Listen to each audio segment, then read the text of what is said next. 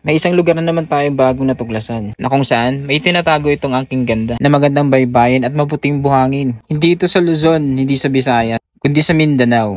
Kung gusto nyo malaman, tara samahan nyo ako. Alas 11 na nga pala na umaga kami bumiyahe at hindi namin alam kung anong oras kami makakarating din. Sa biyahe na to, hindi namin alam kung saan kami pupunta. Kumbaga wala kami itinerary. Basta ang ginawa lang ng airpot ko, bumiyahe lang siya na bumiyahe. Basta yung sinabi niya lang, maliligo lang daw kami ng dami. Pero wala siyang sinabi kung saan. Kaya habang nasa biyahe, naghanap na lang ako. Kaya habang naghahanap ako, nilalaro ko muna yung pamangkin. Siya nga pala si Lily. Habang nasa biyahe, kalaunan ay nakahanap na ako. Na kung saan habang binabaybay namin tong kalsada, sa barangay na pala kami ng Los Arcos. At talaga namang ramdam namin yung init ng panahon. Kaya naman lahat kami ay sabik na makaligo ng dagat. Lalo na itong airpot ko, patingin-tingin pa sa camera. Partida, naka-shades pa yan.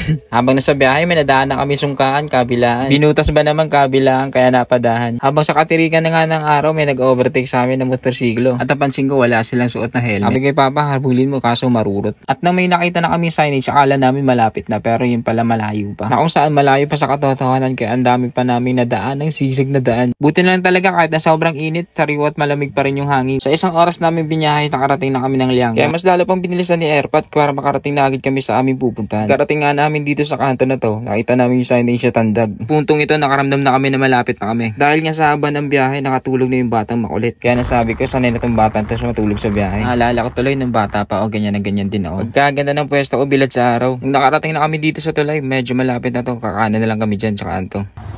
Turn right. Continue for 1 kilometer. At sa wakas nakarating din. Kaya dito magtatanong na kami.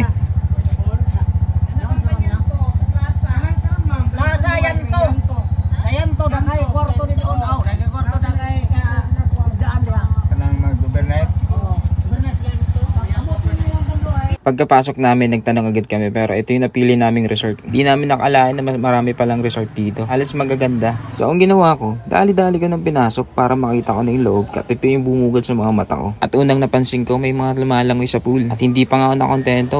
Sinilip ko pa yung labas. At syempre kaya ako gustong gumabas para makita ko yung buhangin. Soundcheck. Pagkakita ko pa lang sa buhangin, natuwa na agad ako. Napasabi pa ako, solid, all goods. Halos lahat naman ng karamihan. Una titignan yung buhangin agad eh. Pangalawa dyan, yung kung crowded ba at kung convenient ba yung resort. Kaya napasabi na lang ako, panalo to, sulit to dito. Yun na nga, may nakita akong jet ski, may banana boat. Sabi ko, magkano kaya yung ganyan? Pero hindi na ako nagtanong, di bali na. Syempre hindi pa nga nakontento si uncle, lumakit pa. Tapos ito yung nasilip at talaga namang tanaw na tanaw ko yung mga lumalangoy. Parang gusto ko na tuloy tumalon at lumangoy, pero ang taas pala, ayaw cool. Sinilip ko na rin yung mga kwarto, kung alin ba yung pwede naming rentahan dito, saan kami pwede matulog, daming kwarto. At di lang pala kwarto ang meron dito, meron din palang court dito, pwede tayong maglaro ng basketball. At meron din sila malawak na parking lot. At syempre, hindi mawawala yung ihawan at hugasan. Sinimulan na agad namin mag-ihaw ng bayaw ko. Habang iniihaw at hindi pa luto, nag-basketball na muna ako, nag-shooting muna ako. Sakto to sa magtotropa yung mga mahilig mag-basketball, laro muna bago maligo. Sa tagal ko na hindi nakapaglaro ng basketball, nakapag-shoot pa rin pala ako. Yan na nga, luto na nga. Sunog. At hindi lang yan, meron din tayong kilawin mga angkol. Bago kami kumain, lumangoy muna kami. Ayan, si Batang makulit, lumalangoy. May ang hilig-hilig sa tubig. Dahil syempre, na-miss ko mag-dive. Di ako nag-dive. Kumari lang yan. Syempre, hindi lang sa swimming pool, sa dagat naman. Matagal-tagal na rin kasi hindi ako nakakalangoy sa dagat. Kaya naman sa pagkakataon na to, sinulit ko na talaga. Dahil pagkatapos nito, matagal-tagal na naman. Yung airpod ko, hindi na rin nakataste. Gusto na rin lumangoy. Bilid ako. Yung huling ligo niya kasi sa dagat, matagal-tagal na. Kaya nakita ko sa itsura niya, talagang tuwan-tuwa siya, ang saya niya. Kaya sabi ko sa kanya, pa, videoan kita.